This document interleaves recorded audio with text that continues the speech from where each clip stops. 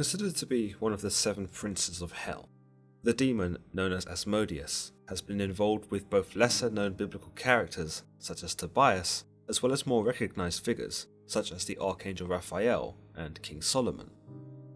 In all of his appearances, all of which appear in non-canonical biblical stories and apocryphal works, Asmodeus is as evil as they come, notably being responsible for kidnapping, torturing, murdering, and conspiracy against man. According to the classification of demons by German bishop and theologian Peter Binsfeld, Asmodeus represents lust of the seven deadly sins. Asmodeus, or originally known as Asmodai, as derived from an early Eastern Iranian language, is thought to mean wrath, but we don't get to see much of his wrath from the text available. We see that Asmodeus' wrath, if any, is often thwarted by mortals and angels alike, and that while he is revered, he shows tremendous cowardice when met with direct opposition, often opting to flee from battle and hide behind the women that he has managed to possess. There does appear to be a mention of a similar demon name in 2 Kings 17, where we see the people of Israel who are exiled to Assyria set up false gods to worship. One of these false gods takes the name Ashima, which some believe is the demon Asmodeus, seeing as the names are quite similar. The second book of Kings 17:30 tells us that it is those from Hamath who worship this being, as it reads, "Each national group made its own gods in the several towns where they settled, and set them up in the shrines the people of Samaria had made at the high places. The people from Babylon made Succoth-Benoth, those from Cuthah made Nergal, and those from Hamath made Ashima." Beyond this, the main mention of Asmodeus comes out of the apocryphal biblical story in the book of Tobit. Tobit, a God-fearing man who goes blind from taking a face full of bird droppings, would you believe, sends his son Tobias on a journey to retrieve some money he is owed. On his journey, he meets Archangel Raphael, who disguises himself as a man named Azarias, who becomes Tobias' guide. As their journey progresses, Tobias meets Raguel and his daughter Sarah, a woman he falls in love with. Of course there is a catch though. Sarah appears to be cursed in that whenever she takes a husband, that husband dies on the night in which they consummate their marriage. We soon learn that this curse is a result of the demon Asmodeus, who is haunting Sarah, and that his role in this story is to plague Sarah so that she remains single. We never really learn why he's doing this, but some have contemplated that Asmodeus is obsessed with Sarah, and possibly infatuated with her, but knowing she will never love him, he chooses to destroy her potential spouses so as to keep her for himself. When Sarah agrees to marry Tobias, Raphael advises him not to sleep with Sarah on their wedding night, but to place the heart and liver of a giant fish they had previously caught over piping hot coals. This has the effect of driving Asmodeus away from Sarah, where he is subsequently pounced upon by Archangel Raphael, who defeats him in battle and bounds him to Egypt, allowing for Tobias to seal the deal with Sarah. The text tells us, when they had finished the meal and it was time to go to bed, Sarah's parents led young Tobias to the bedroom.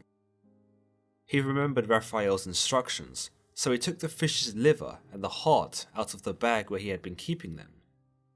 Then he placed them on the burning incense. The smell drove the demon away from them, and he fled to Egypt. Raphael chased after him and caught him there. At once, he bound him hand and foot. In other translations, we see the Archangel Raphael make a more permanent punishment for Asmodeus, and that's by strangling him. Whilst Asmodeus is thought to almost certainly be an evil entity in that he presides over Sarah, killing her husbands and taking a possessive role over her, others see him as misunderstood. In this light, Asmodeus is thought to have been a protector of Sarah, and that while he may have grown attached to her, he kills her husbands because of the lust they have towards her, a lust which may be more intense than the actual love they feel. By this, Asmodeus is simply looking out for Sarah, and therefore you might say meets a harsh fate at the hands of Archangel Raphael.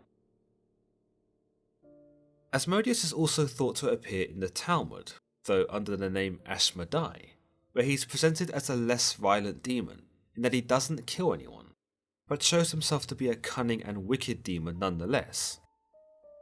His name Asmodeus, meaning evil spirit or evil demon, is quite fitting in the Talmudic story between himself and King Solomon, and he's even described as a king of demons, as told by Rabbi Rav Yosef. This rabbi further gives us insight into the nature of Asmodeus, and despite being thought of as evil, he tells us that a king cannot be a harmful spirit, and that Asmodeus cannot cause harm. But this is disputed amongst scholars and believers alike, who take the stance that any king, less one who is the king of demons, has the capacity and full license to harm any he pleases. Moreover, if we look at the name of Asmodeus that is derived from Persian, it reads Asmodeva or Asmodiv, which roughly means the spirit of anger, something far more fitting with a demon who murders people, like in the Book of Tobit. But going back to Asmodeus, or Asmodeus' role in the Babylonian Talmud, his most notable appearance is where he is captured by King Solomon in the story appropriately titled The Story of King Solomon and Asmodeus. The story begins with Solomon building his temple, where he asks the rabbis what's the best way to go about doing this. The rabbis tell him of Naxian stone, which Moses had used to engrave the stones in a vest worn by the high priest, and that this would be a good resource to incorporate in the temple's construction. The rabbis also know how best to obtain it, and that was to consult amongst the demons, who would reveal where it was. So Solomon went off and bound a whole bunch of demons and asked them where he might find the stone, to which the demons declared they didn't know, but did know someone who did, Asmodeus, the prince of demons. They tell Solomon that he can be found upon a certain mountain, filling up a cistern with water from which he drinks from, and that every day he ascends to the skies, where he learns something new from the celestial school. Then he returns to earth and drinks from his cistern, a cistern he marks with his seal so as to prevent it from being tampered with. Solomon sends Benaiah to capture Asmodeus, which he does by carving a cistern above Asmodeus' cistern and pouring wine into it. He also drains the water out of Asmodeus' cistern by digging beneath it, and so when Asmodeus returns, he finds only wine to drink.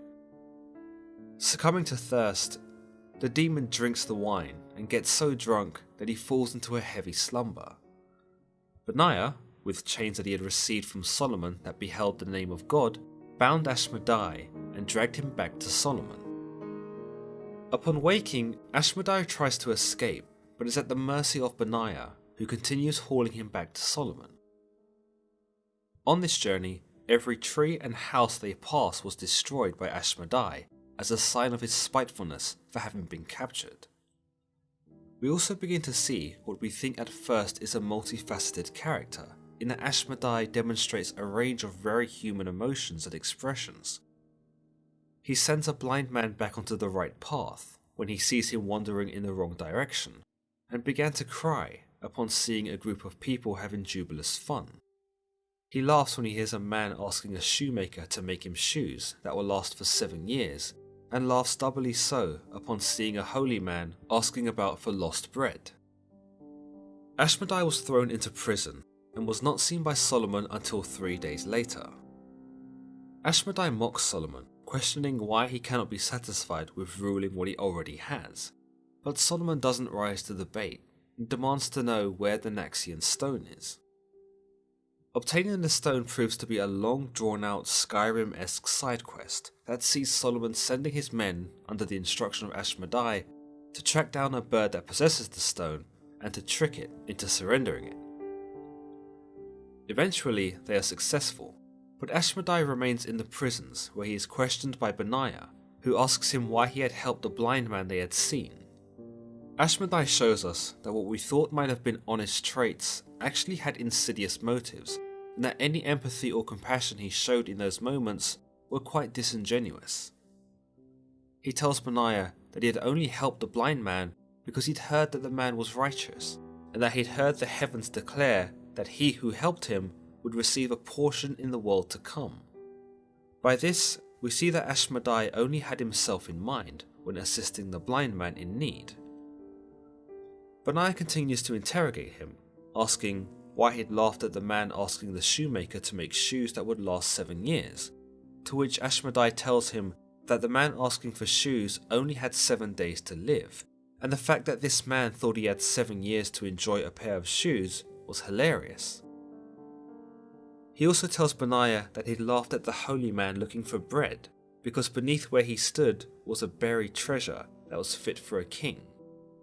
Interestingly, when Benaiah asks why Asmodai had cried upon seeing the group of merry people, we get a glimpse of Asmodai's humanity, in that he is not a complete arsehole, but actually has some measure of compassion for man.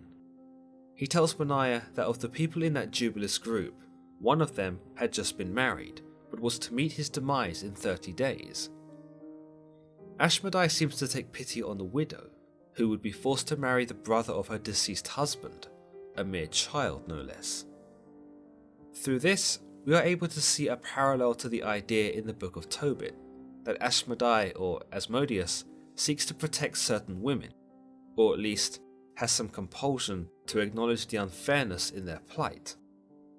Asmodai is kept in prison until Solomon has finished building the temple, but one day Solomon visited Asmodai and asked him what sort of power he actually possessed.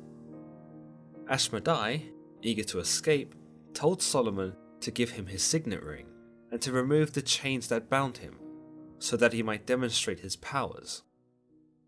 Seeing nothing amiss about this request, Solomon obliged, and as you would have guessed, Asmodai blasts Solomon with his wings, sending the king flying for over 400 miles. Solomon was duped, and having been blasted so far away from his kingdom, had to resort to becoming a beggar.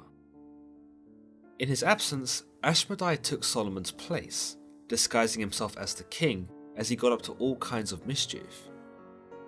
Perhaps his greatest, most ultimate trolltastic move was sleeping with Solomon's wives, all of whom he bedded nightly for 3 years. But they couldn't sate his lust, and Asmodai really wanted to stick it to Solomon after he'd imprisoned him. And what better way to stick it to someone than by sticking it to their mother? Yep, Asmodai, after having banged Solomon's wives, took to banging Solomon's mother, Bathsheba.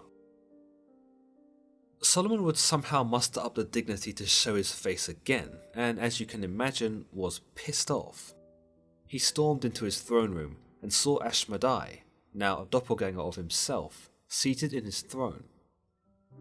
Asmodai didn't fancy having to answer for the crimes he'd committed, and so ditched the throne and took to the skies, fleeing from Solomon's vengeance. Despite a somewhat triumphant return, it's said that Solomon was filled with constant fear of Asmodai thereafter, and grew particularly wary about the demon returning to have its way with his wives and his mother again. This is actually echoed in Song of Songs 3:7-8, where it said, "Behold, the bed of Solomon. 60 mighty men are about it, of the valiant men of Israel. All of them wield the sword, and are the most expert in warfare, each man with his sword upon his thigh, because of fear in the night." The role of Asmodai in the story of Solomon features a few different variations of the demon. In some versions, he does not interact with Solomon's wives nor mother at all, and his rule in Solomon's absence is left ambiguous. During his reign, some ideas have painted the demon as a homosexual creature, one who drinks, gambles, and commits sodomy, so as to reflect what would have been complete deviancy at the time of its writing. He's not thought of an evildoer though, in other Jewish takes of the tale, but instead as a beneficial presence to Solomon, by serving to help him build the temple along with the other demons, and even presents Solomon with a worm that can cleave through rocks, allowing for Solomon's team of human and demon builders to sculpt the temple more efficiently. In other tales in Jewish folklore, the demon Asmodeus is thought to be more of a joke of a demon, one who tries to be evil, but is ultimately duped and taken advantage of by the mortals he seeks to harm. Others see Asmodeus as a friendly demon, or a companion, but I for one would probably keep him at arm's length, lest he try to steal my girl or try it on with my mum. In the Malleus Maleficarum, a treatise of witchcraft from the 15th century by clergyman Heinrich Kramer, Asmodeus is identified as the demon of lust, and that he is most powerful during the month of November. He is thought to control 72 legions of demons and serves under Lucifer in the kingdom of hell. Much like some of the aforementioned Jewish law, Asmodeus incites gambling, indulgence, and seeks to corrupt the virtuous. In Dictionnaire Infernal, or the Infernal Dictionary, an early 19th century demonology book by Colin de Plancy, Asmodeus is thought to have a serpent's tail and 3 heads, one of a man spitting fire, one of a sheep, and one of a bull. He's also described as riding a lion that has the wings of a dragon. Meanwhile, in the Lesser Key of Solomon, an anonymous grimoire on demonology from the 18th century, Asmodeus is thought to appear as the king Asmodai, where he is said to be strong, powerful, and possess 3 heads. The first like a bull, the second like a man, and the third like a ram. He too has a serpent's tail, and is thought to breathe fire from his mouth. He is detailed as sitting atop a dragon, and holds a lance with a banner to represent his 72 legions of demons. There appears to be another text that shows Asmodeus encountering Solomon, albeit a non-canonical Jewish text from between the 1st and 3rd century, titled The Testament of Solomon, which sees the 2 characters meet in an entirely alternate fashion. It comes about after Solomon encounters the demon Beelzebub, and is able to entrap him and a series of other demons using a ring he obtained from the Archangel Michael. With the demons under his control, he sets them to work on building his temple as more and more demons are brought to him. It is when the demon Asmodeus is brought to Solomon do we see yet another variation of his character, this one far more vengeful and aggressive than the previous ones discussed. You only have to look at their very first exchange in the text, where Solomon tells us, "And I at once bade another demon to be led unto me, and instantly there approached me the demon Asmodeus, bound. And I asked him, Who art thou? But he shot me a glance of anger and rage, and said, And who art thou?" Asmodeus eventually reveals that while he is bound by Solomon's power, his kingdom will one day fall apart, and on that day, himself and his fellow demons will be free to dominate mankind.